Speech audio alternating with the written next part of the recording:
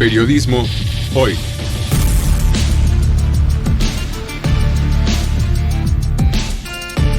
Avatares, riesgos y transformaciones del oficio de informar.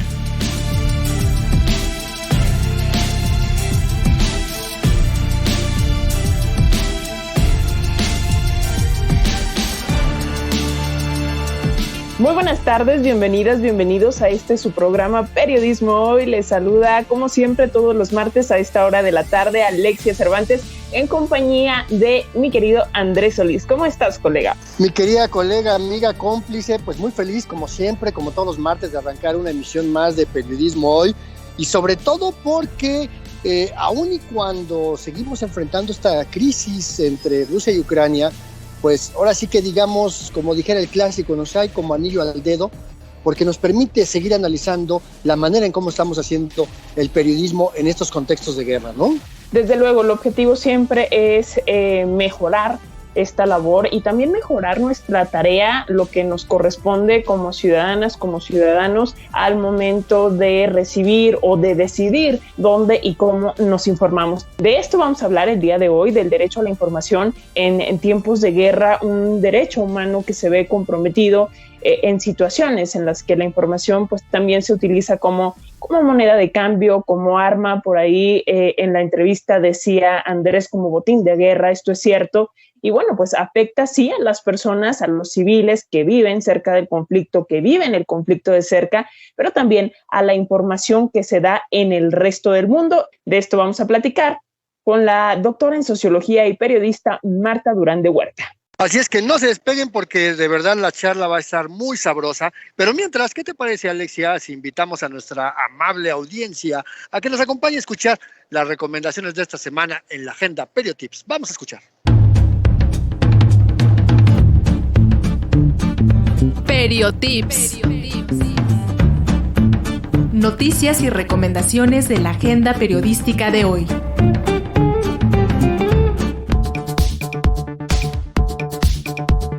Comenzamos con nuestras recomendaciones. Aquí acaba la patria es un libro escrito por el periodista Federico Mastrogiovanni, por el cual fue merecedor del Premio Nacional de Periodismo 2020 en la categoría Entrevista. El tema principal del libro es el fenómeno de migración entre México y Estados Unidos, recopilando historias de personas que están en busca del sueño americano, descubriendo los distintos escenarios que se presentan al buscarlo, así como la motivación de cada uno. Este libro se presentará en la Feria Internacional del Libro de la Universidad Autónoma de Baja California el próximo 1 de abril a las 18 horas. Puedes conseguir el ejemplar en las principales librerías del país. La Revista Mexicana de Comunicación de la Universidad Autónoma Metropolitana invita a participar en la convocatoria 149 de El periodismo en la encrucijada, escenarios y valoraciones sobre la situación actual del ejercicio periodístico. Tiene como propósito recopilar ensayos divulgativos a partir de un conjunto de preguntas en torno a 3 ejes temáticos: periodismo y pandemia, ejercicio periodístico bajo el SARS-CoV-2, periodismo, violencia y seguridad, riesgos y medidas de protección para reporteras y reporteros, y periodismo y credibilidad, aciertos y desaciertos ante la desinformación, la posverdad y la pospandemia. La convocatoria estará abierta hasta el 15 de abril. Para mayor información puedes consultar la página web www.mexicanadecomunicacion.com.mx. La Escuela de Periodismo de la Universidad de Arizona en Tucson está recibiendo aplicaciones de estudiantes bilingües de Estados Unidos, Latinoamérica y el resto del mundo. Para poder aplicar se necesita ser bilingüe en inglés y español o inglés y portugués y tener licenciatura por una institución acreditada en Estados Unidos o el extranjero. El plan de estudios consta de 33 unidades, el cual incluye 4 cursos obligatorios y 6 asignaturas optativas, las cuales permitirán una especialización en distintas áreas de interés. Para mayor información, puedes enviar un correo a debbicross@arizona.edu, dirigido a la coordinadora de programas de posgrado, Debbie Cross. Gracias por su atención a esta NotiAgenda, Periotips. Recuerden que estamos siempre muy al pendiente de todas sus comunicaciones, sus mensajes. En las redes sociodigitales nos pueden encontrar muy sencillo. En Facebook somos Periodismo Hoy, en Twitter somos @hoyperiodismo y ahí vamos a estar muy al tanto de todas las comunicaciones que nos hagan llegar, como estas que tenemos aquí ya listas para su lectura. Así es, Miguel Ángel León nos escribió un mensaje, lo voy a leer tal cual, dice: qué simplista y tal vez desinformada la versión de su invitado al decir que el presidente Putin catalogó a todo el pueblo de Ucrania de nazis. Es claro que durante 8 años grupos nacionalistas ucranianos con formas radicales y violentas han masacrado con ayuda del ejército de ese país a las regiones prorrusas de Donbass y Donetsk.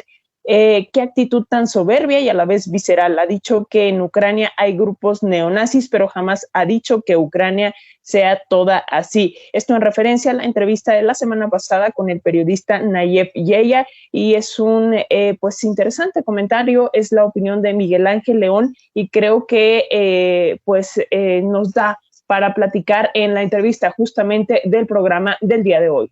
Y que tiene su parte de verdad, porque efectivamente, pues sí, Putin no necesariamente ha mentido con estos grupos muy radicales que sí han realizado algunos actos criminales contra la población de origen ruso que vive en territorio ucraniano. Pero bueno, como siempre les agradecemos esos mensajes. También nos escribió en Twitter @Calegría, dice: caray, qué buenísima entrevista con este periodista, en referencia precisamente a Nayef Yeya. Pues ahí está, si quieren escuchar este programa, si por alguna razón no pudieron escuchar esta entrevista con Nayef Yeya, nuestro programa de la semana pasada, pueden hacerlo a través de nuestro podcast.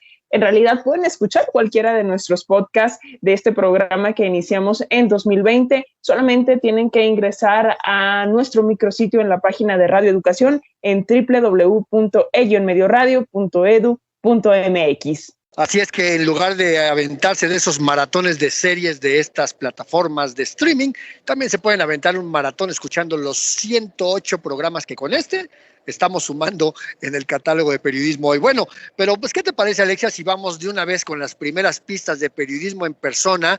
Porque este día vamos a platicar de uno de los corresponsales decanos que reportea en los Estados Unidos desde hace 30 años. De hecho, este colega periodista fue el primer corresponsal de Televisión Azteca cuando apenas nacía esta televisora y estaba asentado en Washington, aunque pues actualmente colabora con Aristegui Noticias, además de que colabora también con los servicios informativos del Instituto Mexicano de la Radio. Pues comuníquense con nosotros si saben de quién se trata, si con estas pistas ya adivinaron, y mientras platicamos sobre el derecho a la información en tiempos de guerra con la doctora en Sociología y periodista Marta Durán de Huerta. Escuchemos.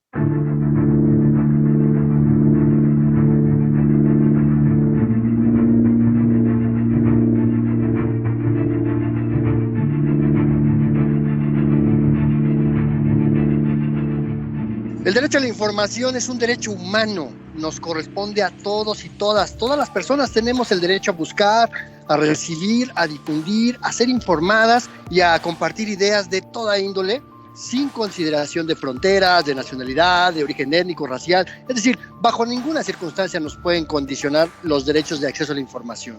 Sin embargo, cuando hay guerras, y lo platicábamos aquí en este espacio, Alexia, tú lo recordarás, uno de los primeros derechos que perdemos es precisamente el acceso a la información y, entre otros derechos, por supuesto, pero también empezamos a perder esta parte de que la información nos llega sesgada, nos llega manipulada, nos llega pues de muchas maneras que no necesariamente son las mejores. La comunicación en tiempos de guerra se convierte en un arma y justamente de ello vamos a platicar en la emisión de hoy con nuestra querida colega Marta Durán de Huerta, que además de socióloga, docente universitaria, es periodista y ella ha colaborado en diversos medios europeos durante 15 años. Fue, por ejemplo, corresponsal de Radio Nederland en México. Mi querida Marta, como siempre, un placer estar platicando contigo y sobre todo aquí a través de las frecuencias de Radio Educación. Andrés, qué gusto estar nuevamente en Radio Educación y estar contigo, con ustedes en este maravilloso programa. Muchísimas gracias por estar aquí, Marta. Gracias por siempre compartirnos tus maravillosas historias dentro del micrófono, detrás del micrófono. Pero pues como ya lo acaba de mencionar Andrés, en esta ocasión quisiéramos detenernos a platicar contigo acerca de esto, del derecho a la información en situaciones de guerra. Vaya, cómo protegerla, porque a final de cuentas, pues esta información resulta crucial para definir decisiones políticas, para definir incluso decisiones militares, y es un derecho que, como muchos otros derechos humanos en situaciones como estas, pues nos está garantizando. ¿Qué nos dices?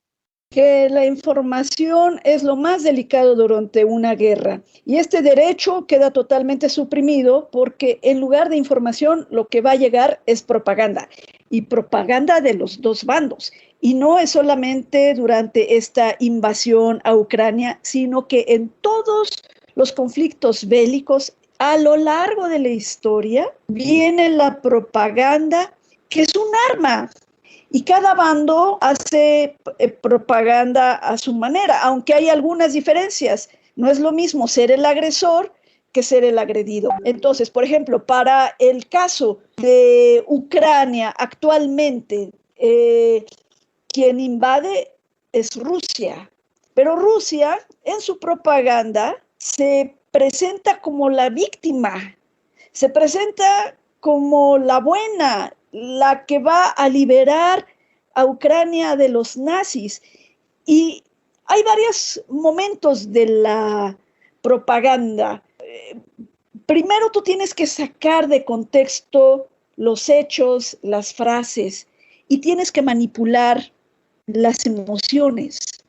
Entonces, tienes que manipular el miedo de la gente, el miedo de los rusos. Les tienes que decir, ¿se acuerdan de los nazis que combatimos en la Segunda Guerra Mundial? Pues ya tenemos otros nazis en la puerta que son los ucranianos y tenemos que defendernos. Y los ucranianos malos nos están atacando. Y los ucranianos malos, malísimos, están poniendo a la población civil, en especial mujeres y niños, como escudos humanos. Y entonces se empiezan a decir mentiras y mentiras y mentiras.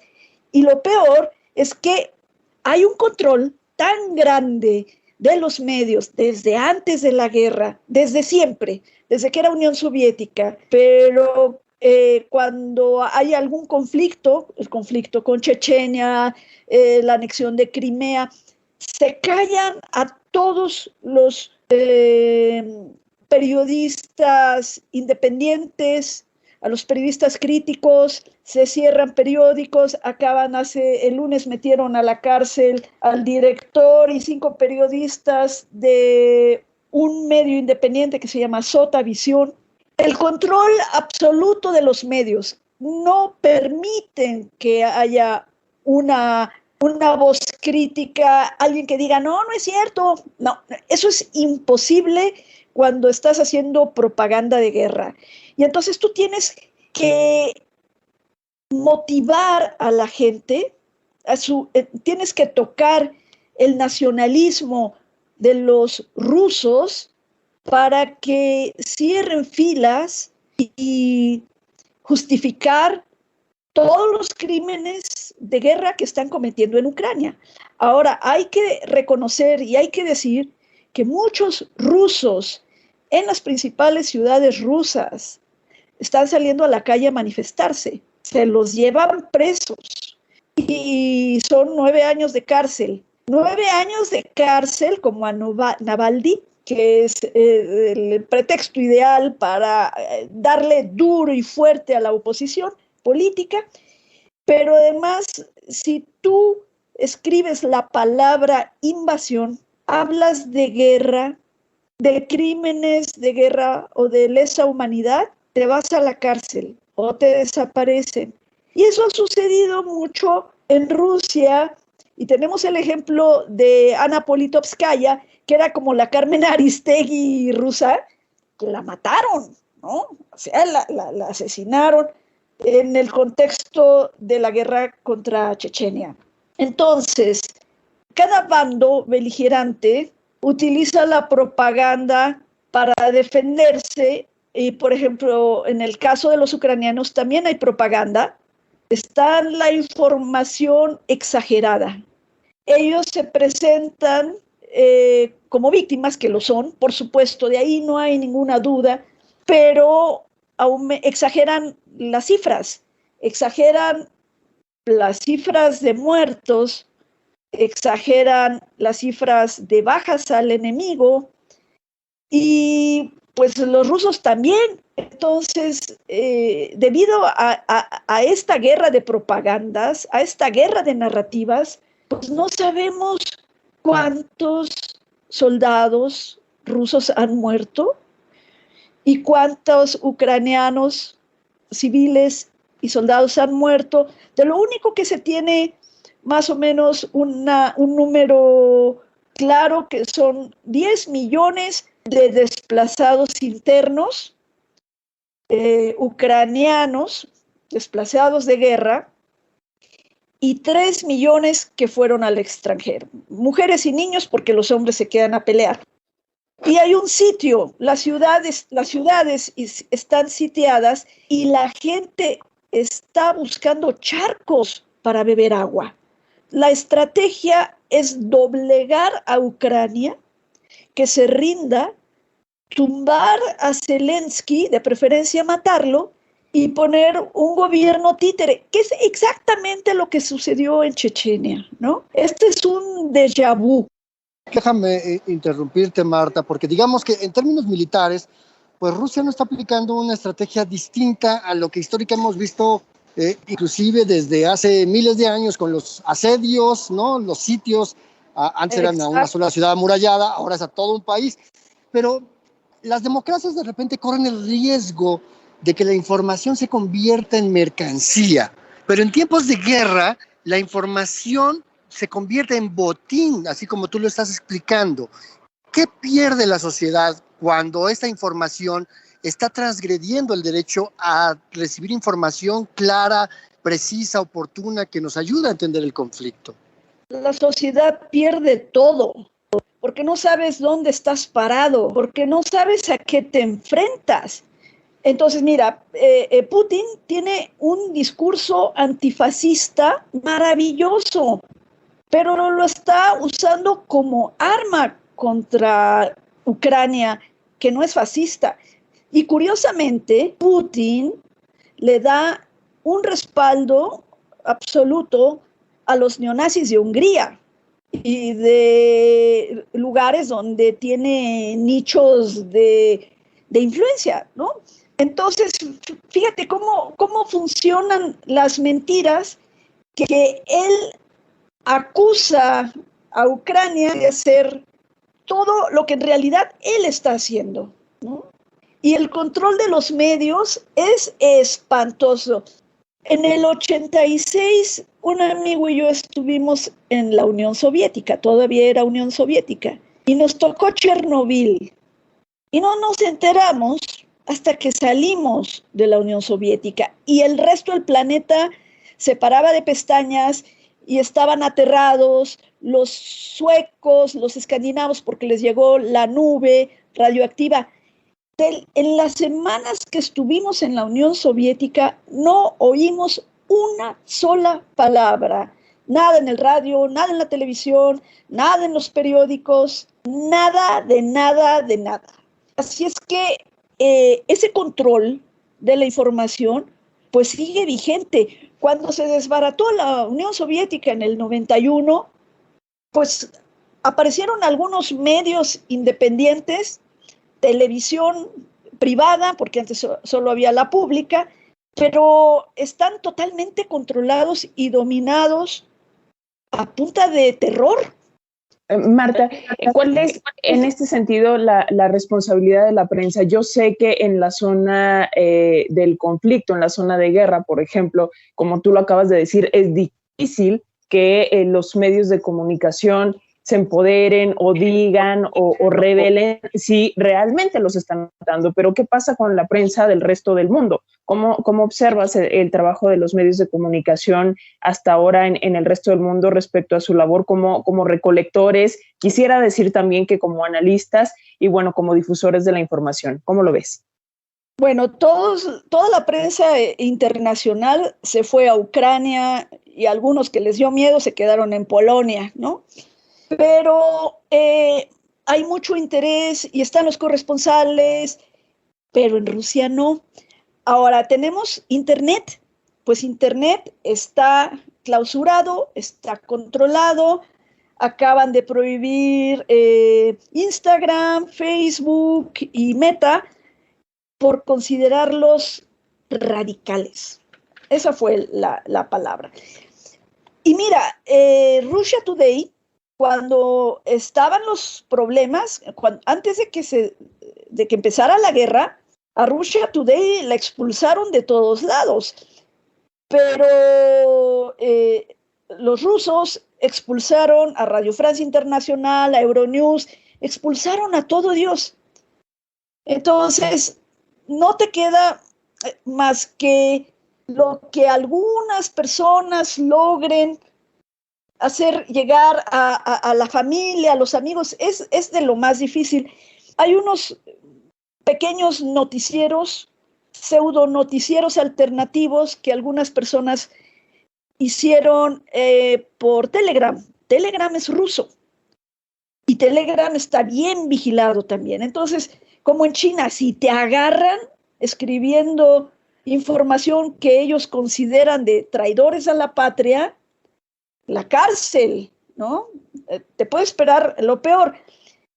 Y pues esta es una ocasión en la que es todo Occidente contra Putin. Ni siquiera deberíamos decir contra Rusia, es contra Putin, porque él es el que empieza la guerra, es la guerra de Putin, pero nadie se mete con armamento directamente, ¿no? Le regalan armas a Ucrania, todo tipo de ayudas, pero no mandan tropas, porque entonces sí se desataría la Tercera Guerra Mundial. Y es por eso que hay tanta atención de los medios, sobre todo los europeos, porque los tienen cerquita, ¿no? Los tienen a un lado. Casi toda Europa es miembro de la OTAN, y si llega a ver por un error o mala leche que una bomba caiga en Polonia o que caiga en un país miembro de la OTAN, entonces se puede desatar una guerra que a ver quién la para, ¿no? Estamos hablando con la socióloga, periodista, analista internacional Marta Durán de Huerta, aquí en Periodismo Hoy. Vamos a hacer una brevísima pausa, no se despeguen, en un momento regresamos.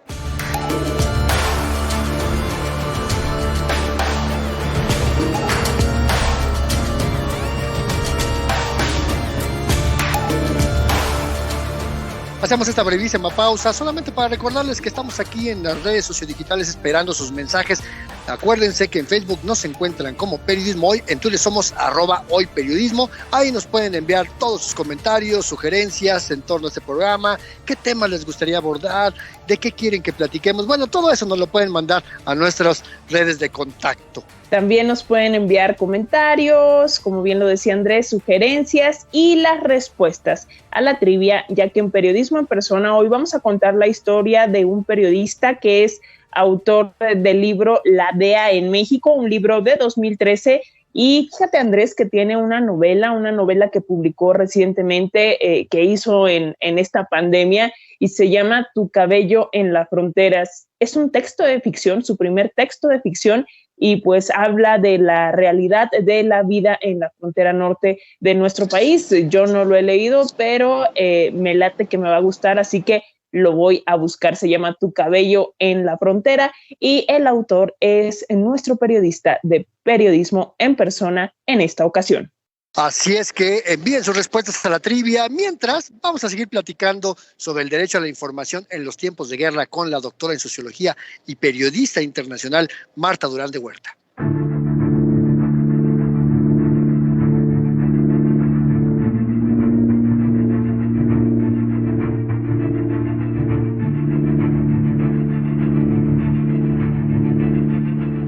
Estamos platicando con Marta Durán de Huerta, colega periodista experimentada, porque como ha trabajado en muchos medios internacionales, tiene una visión muy particular de cómo hacer periodismo con esa visión global.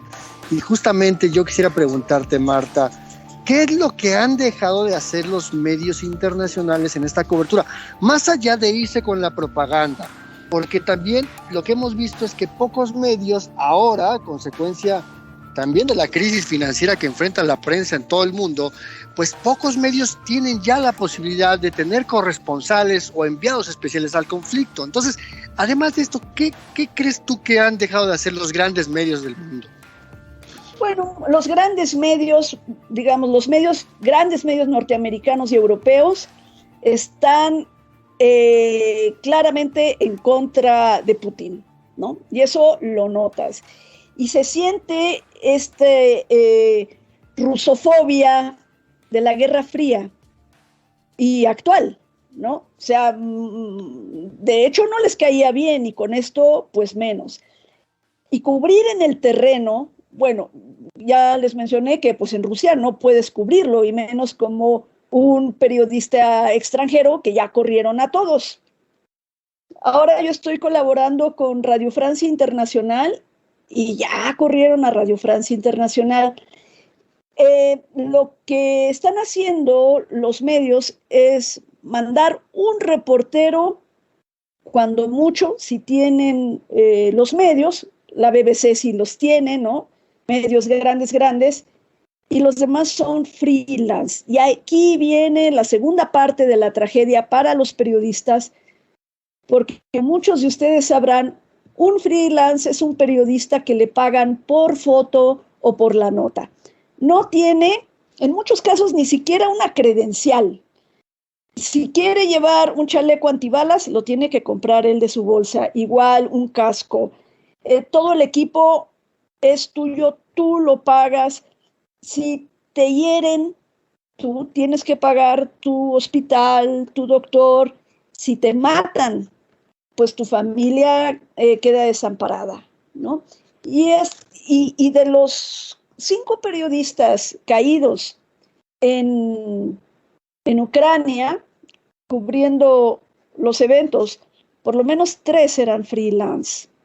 Y entonces, aquí los freelance deberíamos pedir un contrato antes de que te manden a la guerra sin fusil, literalmente, un contrato en que el medio se haga responsable, te ayude en caso de desgracia. Pero no lo hacen. ¿Por qué? Por economizar, por la crisis, o porque simplemente hay muchos medios a los que no les importa un carajo lo que pase con sus colaboradores. Lamentable, verdaderamente lamentable, Marta, pero también quisiera que tocáramos un punto, vaya en torno a la estigmatización, las etiquetas de, no sé, tal vez prorrusos o proucranianos, de pronto estas etiquetas que nunca van a faltar, que siempre están ahí presentes, y más ahora con redes sociales, con Twitter, por ejemplo, pero ¿cómo evitar? Vaya, ¿qué recomendaciones les darías a los colegas periodistas que estas etiquetas definan el trabajo en las redacciones, que provoquen autocensura, que los hagan dudar tal vez de la línea editorial, de la narrativa, de la postura que toman respecto a este asunto? Bueno, en Rusia fue muy claro que muchos periodistas renunciaron cuando vieron cómo se estaban manejando las cosas. Las mentiras que se decían en los medios de manera oficial, muchos se fueron, huyeron, algunos pidieron asilo, otros simplemente dejaron de ser periodistas, ¿no? Y hay otros que, bueno, no quieren problemas y navegan de muertito, nadan de muertito y hacen lo que se les diga que hay que hacer. Y ahí tú ves qué tanto puede pesar una ética periodística, un compromiso con la verdad, porque es lo único que tiene el periodismo, ¿no? Ese compromiso con la verdad. Pero hay quien se vende, hay quien no le importa inventar las peores mentiras y publicarlas. Y acabas de tocar un punto neurálgico porque nos explicas las deficiencias de la cobertura de los grandes medios del mundo, la manera en cómo ambos bandos están pretendiendo manipular la información a su conveniencia. Pero entonces vamos a tropicalizarlo, mi querida Marta, porque nos guste o no, nuestros medios, hasta los más grandotes de la tele comercial, no han enviado a nadie y dependen de lo que difunden precisamente los grandes medios internacionales. Entonces, lo que están haciendo los medios en nuestro país es reciclar la información que ya viene manipulada. Y entonces aquí estamos lesionando pues exponencialmente el derecho de la población en México, de la población rusa y de la población ucraniana que vive en nuestro país. Bueno, hay mexicanos allá, pero no van por medios mexicanos, sino por CNN. Y también había 1 o 2 personas de Televisa que estuvieron brevemente. Hubo un corresponsal cuyo nombre no me acuerdo, que le tocó el primer bombardeo, ¿no? El 24 de febrero al amanecer allá, aquí eran las 10 de la noche del 23, que transmitió en vivo. Pero de ahí en fuera, no sé quién más haya ido. Bueno, sé de 4 que fueron como freelance, ¿no? Ahora sí que donde caiga, donde haya chamba, yo voy.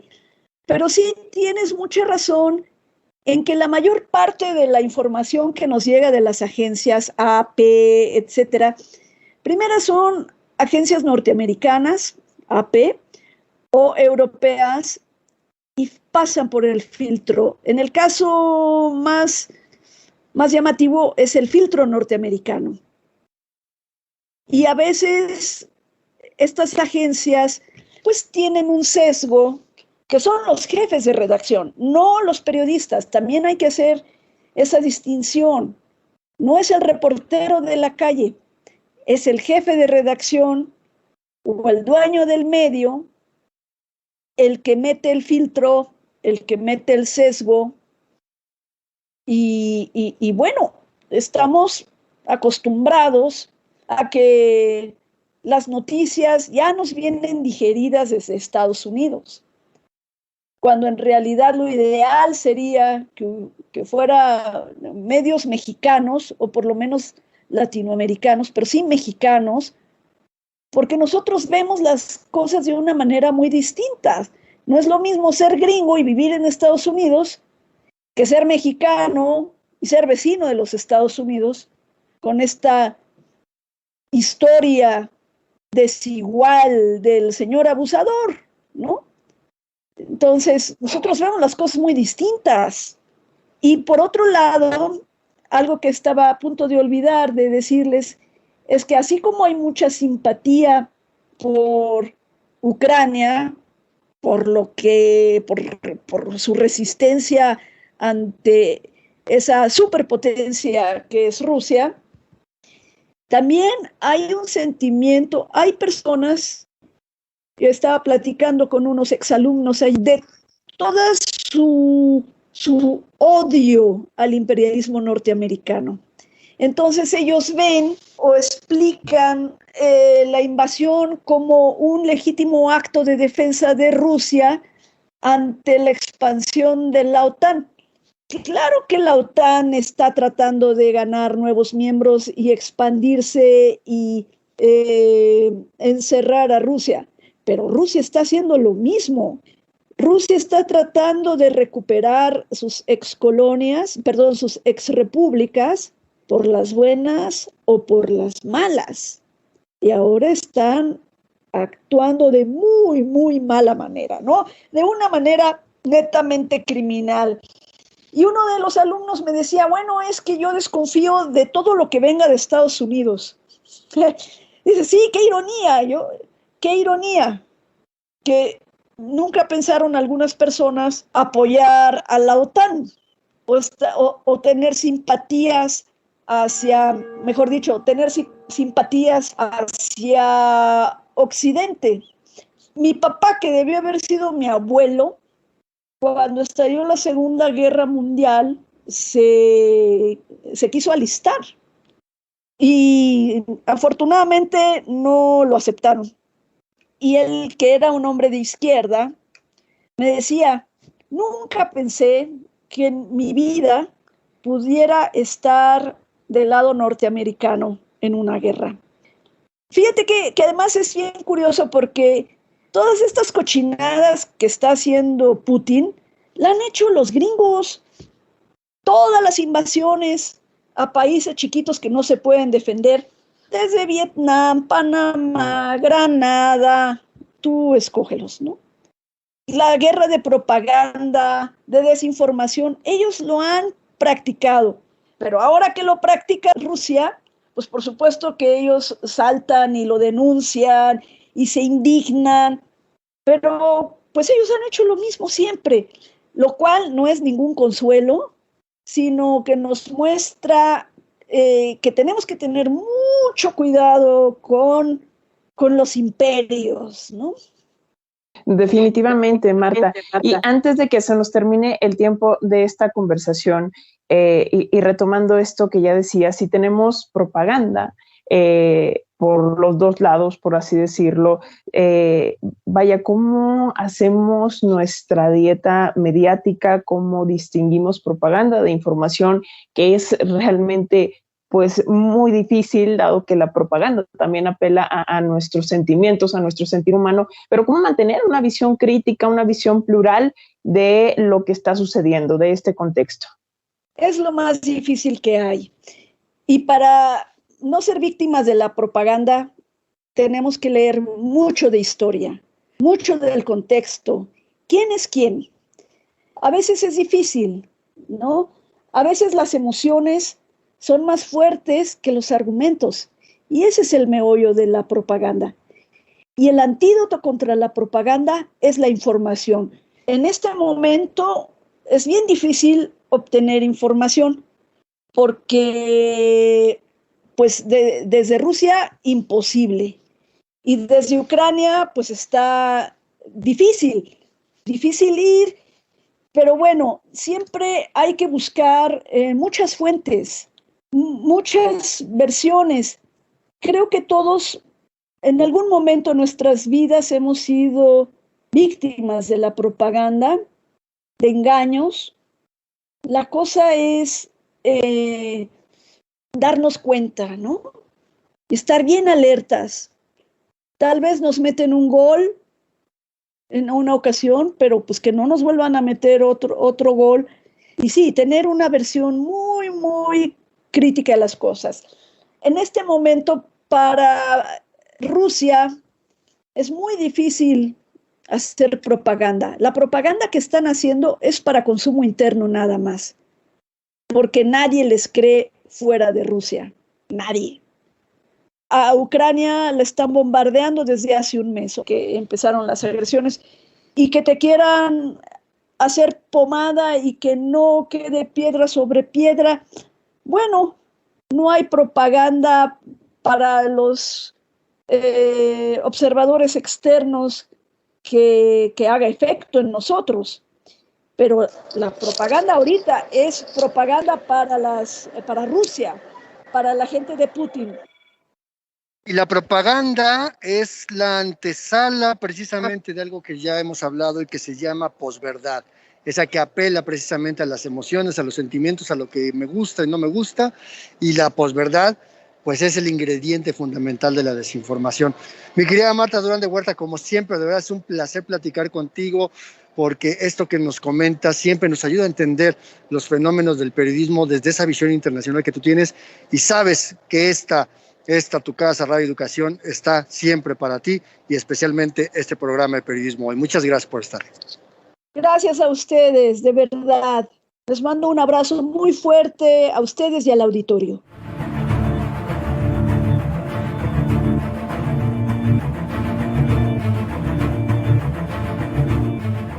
Bueno, pues como siempre intentamos que las personas a quienes invitamos sean pues muy especializadas, que conocen muy bien los temas de los que hablan, y justamente es para contribuir a que nuestro trabajo lo hagamos de mejor manera y sobre todo que las audiencias, Alexia, pues sepan por qué hacemos lo que hacemos y por qué seguimos siendo una fauna tan extraña las personas que hacemos periodismo. Pero recuerden que está disponible en el sitio de internet de Radio Educación, www.e-medioradio.edu.mx, este podcast y cada uno de los 108 programas que han salido al aire de esta serie de Periodismo Hoy.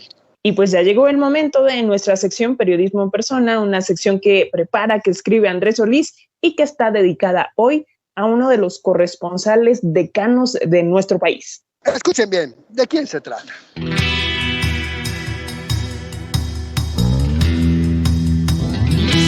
Periodismo en Persona. Hoy dedicado a Jesús Esquivel. Periodistas de la vieja escuela nos han enseñado que a veces, para entender un fenómeno noticioso, es necesario verlo desde afuera y desde todas las perspectivas. Un periodista se ha especializado en esta práctica, precisamente porque ve la situación nacional desde afuera, desde su posición como corresponsal en Estados Unidos. Él es Jesús Esquivel.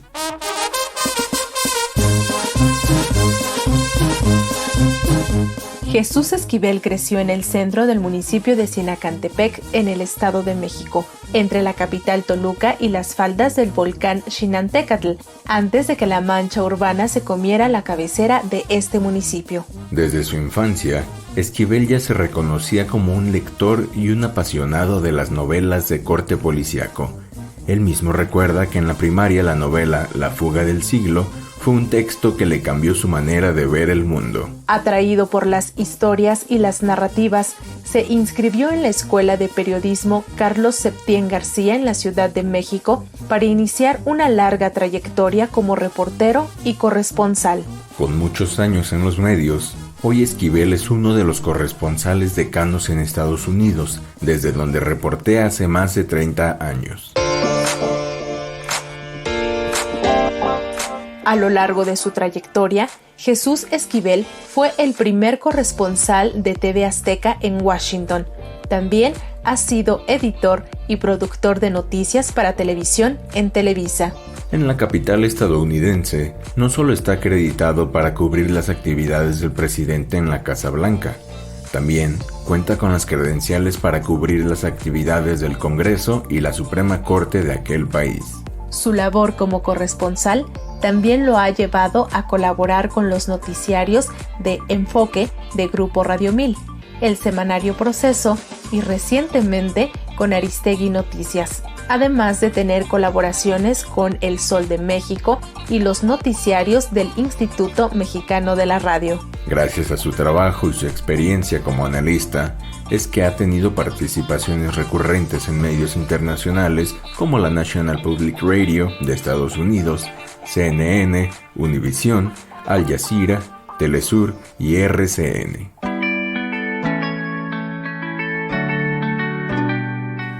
Esquivel recuerda que el fundador de Proceso, Julio Scherer García, siempre decía a sus periodistas que escribieran un libro y que a él personalmente le dijo que tenía que narrar todo lo que sucediera en Estados Unidos. Esa influencia y su deseo infantil de escribir fue lo que motivó a Jesús Esquivel a publicar en 2013 su primer libro, La DEA en México, al que le han seguido otros textos como Los narcos gringos, La CIA, Camarena y Caro Quintero, y El juicio, crónica de la caída del Chapo.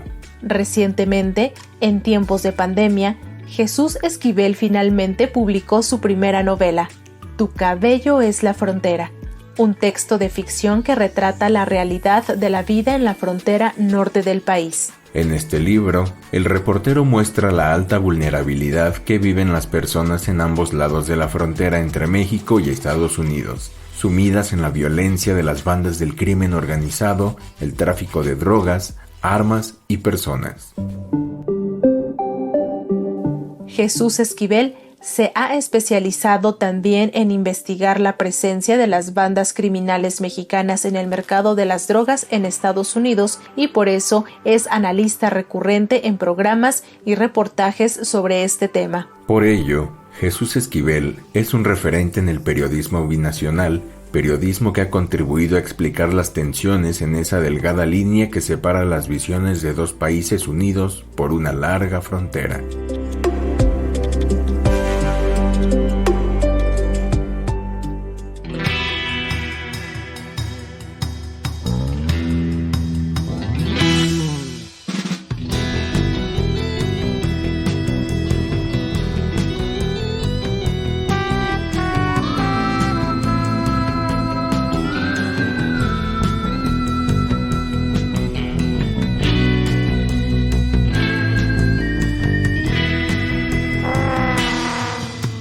Es hora de despedirnos, como siempre, de verdad, muchísimas gracias por sintonizarnos, muchísimas gracias por ser parte de este programa a través de todas las frecuencias de Radio Educación. Y recuerden que tenemos una cita todos los martes, pasadita a las 13 horas después del corte informativo de Pulso, y también bajamos la cortina aquí, pero de inmediato nos cambiamos a la siguiente ventanilla, que son las redes sociodigitales. En Facebook somos Periodismo Hoy, en Twitter somos @hoyperiodismo. Alexia Cervantes, como siempre, un placer compartir este espacio contigo y nos escuchamos la siguiente semana, si te parece bien. Nos escuchamos en la próxima semana. Andrés Solís.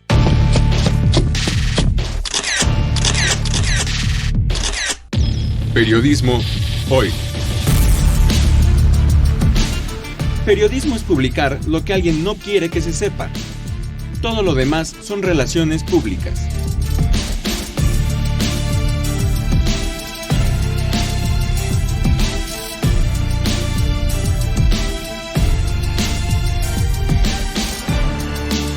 Trabajamos para usted en el servicio social Saraí Pérez y Daniel Hernández, en la edición digital Alejandro Ramírez, la musicalización de Oscar Solís, Edith Rojas, en la asistencia de producción, la conducción de Alexia Cervantes y Andrés Solís, en una producción a cargo de Graciela Ramírez para Radio Educación.